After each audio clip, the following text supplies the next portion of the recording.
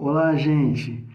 Bom, hoje eu estou aqui para falar sobre o infarto. Para quem não me conhece, né, eu sou o Luiz, farmacêutico.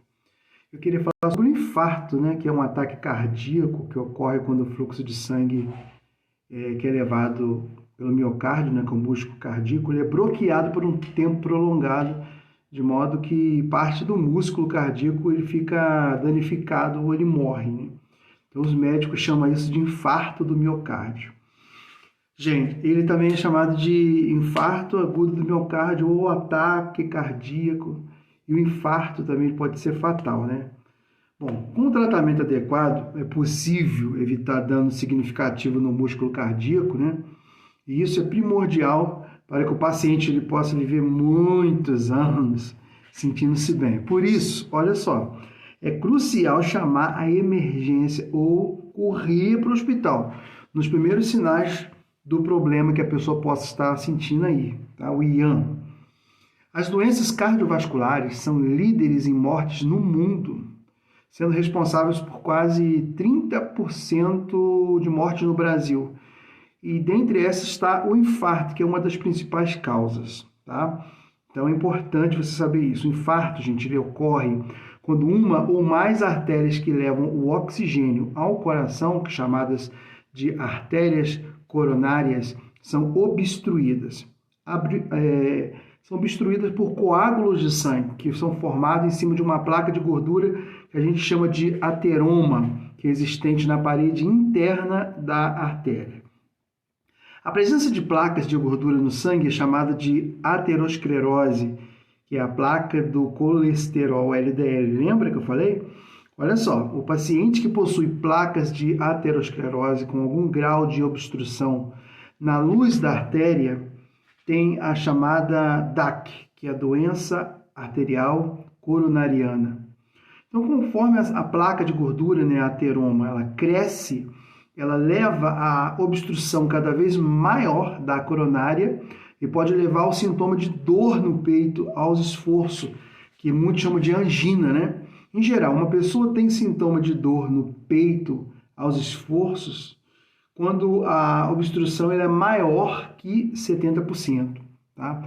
Antigamente, acreditava-se que o infarto agudo do miocárdio ocorria quando essas placas cresciam progressivamente até fechar completamente o vaso. Hoje, sabemos que não é isso que ocorre. O fechamento do vaso ocorre devido a uma ruptura na parede da placa de gordura, levando à formação de um coágulo que, vamos dizer assim, obstrui de uma forma muito grande a artéria e vem a ocasionar o infarto agudo do miocárdio, que é chamado de IAM. Outra descoberta importante foi que esta ruptura, a formação de coágulo e fechamento do vaso, ela pode ocorrer também em placas de aterosclerose pequenas que causavam 20 a 30% de obstrução. E por isso também eram assintomáticas. Então, gente, é possível que alguém não sinta nada em caminhadas ou até em corridas e possa sofrer um infarto agudo do miocárdio. A resposta é sim. Cerca de 50 a 60% dos infartos ocorrem em pessoas previamente assintomáticas, ou seja, que não têm sintomas. Por conta disso, o check-up é muito importante, principalmente os homens que não gostam de ir ao médico, tá? Outra causa comum de infarto são espasmos de uma artéria coronária, que pode ser causada por uma interrupção do fluxo de sangue em uma parte do músculo cardíaco. Drogas como, por exemplo, a cocaína pode causar tal espasmo. Fica alerta, tá? Um ataque cardíaco ele também pode ocorrer devido a uma ruptura na artéria do coração ou tumores que viajaram para outras partes do corpo pelo sangue. O infarto também ele pode ocorrer se o fluxo sanguíneo para o coração ele é severamente diminuído em situações como a pressão arterial muito baixa, que dá aquele choque, né? Temos fatores de risco? Sim. Fatores de risco incluem idade, por exemplo, homens acima de 45 anos, como eu, por exemplo, né? E mulheres com 55 anos ou mais têm maior propensão ao infarto. Tabagismo, a pessoa que fuma. hipertensão, pessoa que já tem a hipertensão, pressão alta, colesterol elevado, gente, o LDL, a diabética, eu falei aqui outro dia, o histórico familiar de infarto, quem tem, cuidado, sedentarismo, obesidade, estresse, alcoolismo, uso de drogas ilegais, estimulantes como, por exemplo, a cocaína, como eu falei. E quais são os sintomas? Os sintomas do infarto. A dor do infarto, gente, ela pode ser típica ou atípica. Casos de dor atípica podem ser mais difíceis de caracterizar. Em geral, se diz que a dor do infarto ela pode se alojar em qualquer local entre o lábio inferior e a cicatriz umbilical. A dor típica ela tem como característica ser no meio do peito, tá? Em aperto, espalhando para o braço esquerdo, acompanhada de sudorese, né, que soa muito, náusea, palidez cutânea. As características do infarto em mulheres, por exemplo, são muito menos típicas, com queixas de queimação ou agulhadas no peito, ou ainda falta de ar sem dor. Então, qualquer dor nessas regiões que se mantém por mais de 20 minutos, elas devem ser investigadas e consideradas doença grave, especialmente se associada aos seguintes sintomas: vômitos, suor frio, se a pessoa sente uma fraqueza intensa, palpitação, aceleração do coração, falta de ar, né? Tem nada a ver com a Covid, mas falta de ar, sensação de ansiedade, pessoa muito ansiosa, fadiga, que é o cansaço, sonolência, tontura, vertigem. Nem todas as pessoas que têm um infarto sofrem os mesmos sintomas ou os mesmos danos ao coração. Muitos infartos, eles não são graves nem dramáticos, podendo não apresentar, vamos dizer assim, sintomas ou sinais pouco específicos, como dor no queixo, né? O infarto, gente, ele pode ocorrer a qualquer momento, no trabalho, praticando exercício, ou mesmo descansando, dormindo, olha aí. Algumas vezes ele é súbito, em outras leva horas para a pessoa perceber que está com algum problema. Em alguns casos, pode levar dias até que o paciente note uma dor ou uma alteração. Gente, olha só, é muito comum confundir o infarto com uma parada cardíaca, ou seja, dizer que o infarto só acontece quando o coração subitamente para de bater. Parada cardíaca súbita ocorre quando um distúrbio elétrico no coração interrompe a sua ação de bombeamento e faz o sangue parar de fluir para o resto do seu corpo. O infarto, ele pode levar a uma parada cardíaca, mas não são sinônimos. É diferente, tá? E aí você pergunta, Luiz, e os diagnósticos, exames, né? Primeiro, busque ajuda médica. Quando você estiver diante do médico, na presença dessas sensações, é de extrema importância você procurar, né, ajuda lá no pronto-socorro, na UBS mais próximo, imediatamente na UPA, né, hospital. Conforme o tempo passa, a dor pode até diminuir, mas o dano torna-se mais extenso e irreversível. Caso você desconfie de um infarto, ligue para a emergência e peça ajuda. Se você suspeita que você está sofrendo um infarto, não hesite em ligar para o SAMU ou outro número de emergência. Se você não tiver como fazer essa ligação, peça para uma pessoa, para alguém levar você rápido para um hospital mais próximo, né? Você só deve ir dirigindo se for o último caso, se somente tiver você em casa.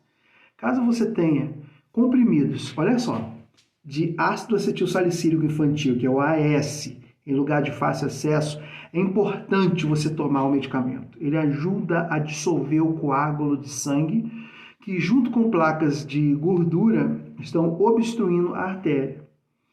Então, deve ser administrado 3 comprimidos de 100 mg o mais rápido possível, mastigando antes de engolir, para acelerar o quê? A absorção da medicação.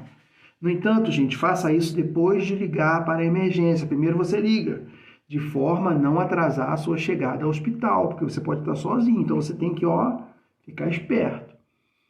Tome nitroglicerina, se prescrito, se o médico te receitou isso.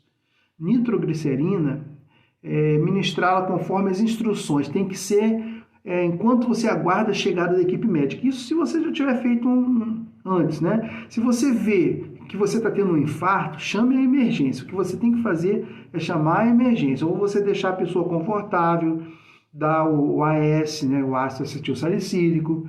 Cheque o nível de consciência da pessoa constantemente, se você puder ajudar.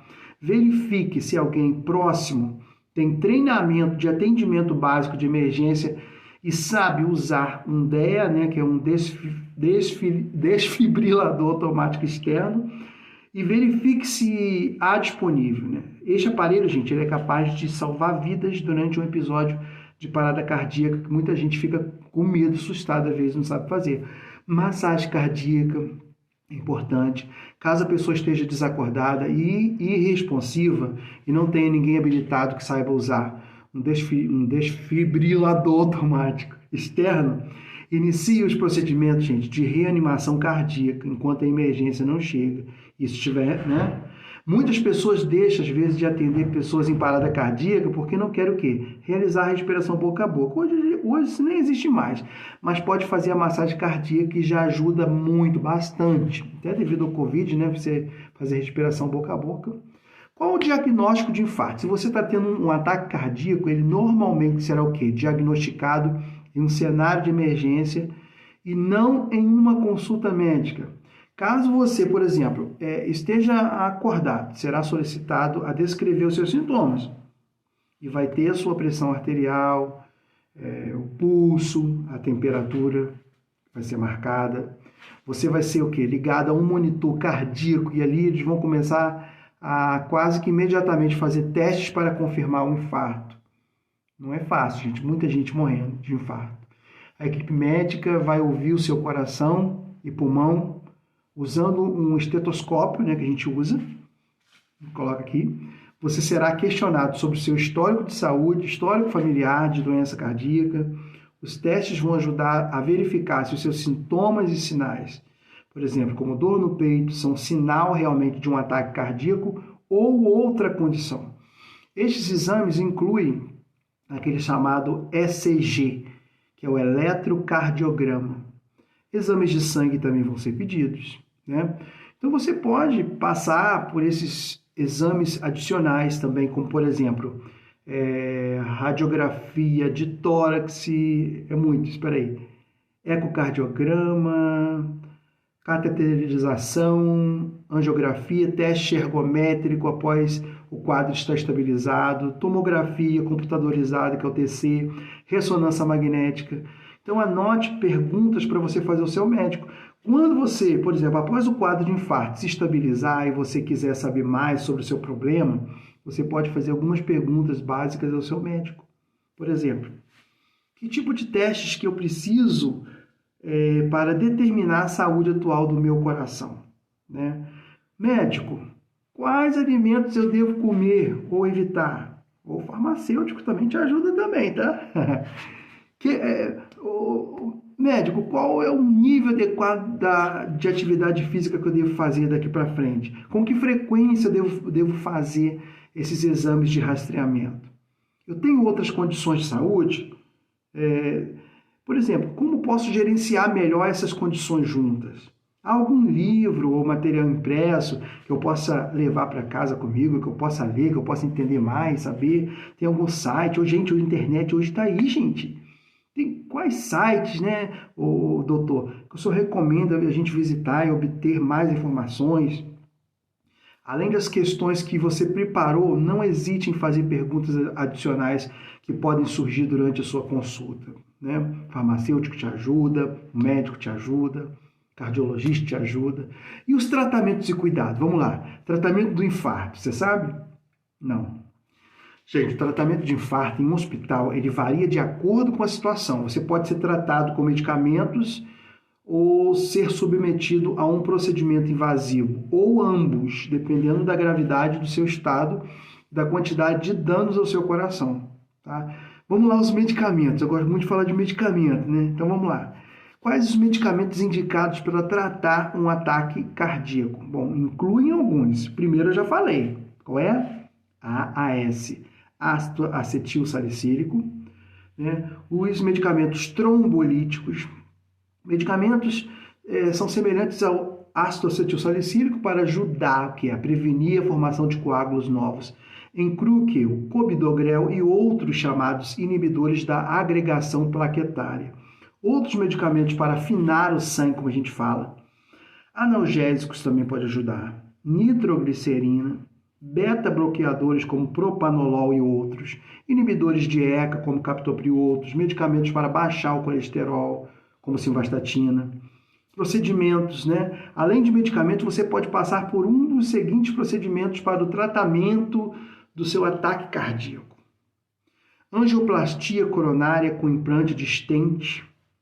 Cirurgia de revascularização miocárdica também. Medicamento para infarto. Gente, os medicamentos mais usados para o tratamento e prevenção de infartos, anota aí, deixa eu ver se eu lembro aqui, peraí. ARA2, aspirina Prevent, atorvastatina cálcica, captopril, já falei, né? Clexane, clopidogrel, dolantina, genfibrosina, lisinopril, Marevan. Somente o médico, gente, ele pode dizer qual o medicamento mais indicado para o seu caso. Não vai tomando um remédio assim também, não. Bem como a dosagem correta e a duração do tratamento. O farmacêutico também sabe, ajuda você, tá? Siga à risca as orientações do seu médico e nunca se automedique. Na dúvida, procure o farmacêutico. Não interrompa o uso do medicamento sem consultar o médico.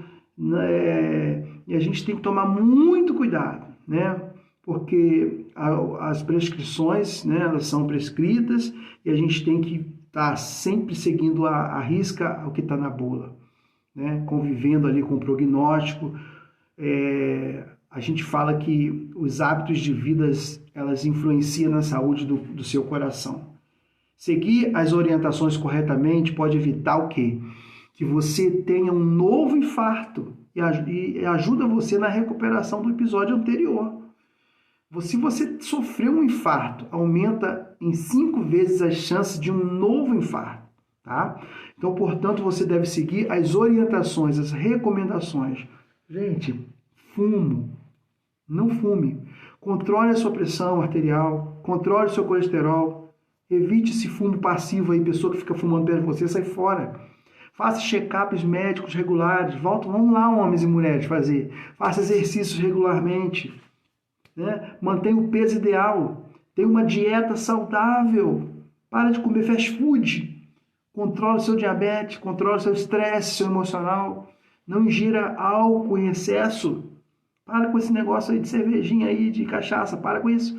Complicações possíveis, arritmia cardíaca, insuficiência cardíaca, ruptura do músculo cardíaco que pode ser fatal. Gente, a gente vê muito problemas nas válvulas cardíacas. E prevenção, né? É o que a gente está falando aqui. Nunca é tarde demais para tomar medidas para prevenir o infarto. Mesmo se você já teve um.